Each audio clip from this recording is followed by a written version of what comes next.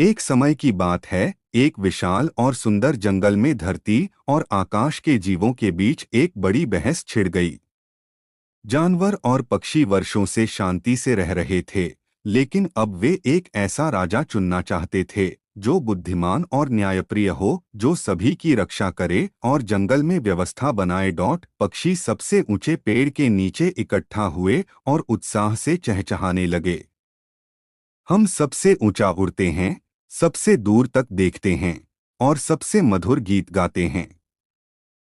निश्चित रूप से हमारा राजा हम में से ही कोई होना चाहिए। जानवरों ने गुस्से से गर्जना की, लेकिन हम मजबूत और बहादुर हैं। हम धरती की रक्षा करते हैं और जंगल में चलते हैं। केवल कोई जानवर ही धरती की जरूरतों को समझ सकता है। राजा तो जानवर ही होना चाहिए। बहस कई दिनों तक चलती रही। हर जीव की अपनी राय थी। गरुड़ ने कहा कि आकाश से दृष्टि और बुद्धि मिलती है। शेर ने कहा कि उसकी दहाड़ से डर और सम्मान पैदा होता है। लेकिन कोई नतीजा नहीं निकल पाया।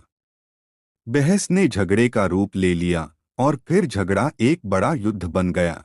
इसी बीच एक जीव था, चमगादड़। उसके पास पंख थे और वह पक्षियों की तरह उड़ सकता था, लेकिन वह जानवरों की तरह अपने बच्चों को दूध पिलाता था। वह बहुत चालाक था और लड़ाई में हिस्सा लेने के बजाय दोनों पक्षों का फायदा उठाने की सोचने लगा। जब पक्षी जीत रहे थे तो वह उनके बीच जाकर कहता, प्यारे मित्रों, मैं भी तुम में से एक हूं। देखो मेरे पंख, मैं भी उड़ता हूं। मेरा दिल और आत्मा आकाश से जुड़ी है। पक्षियों ने उसे स्वीकार कर लिया और उसका स्वागत किया। लेकिन जब जानवरों का पलड़ा भारी होने लगा तो वह तुरंत जानवरों के पास गया और बोला, मैं तुम्हारे साथ हूं, वीर साथियों।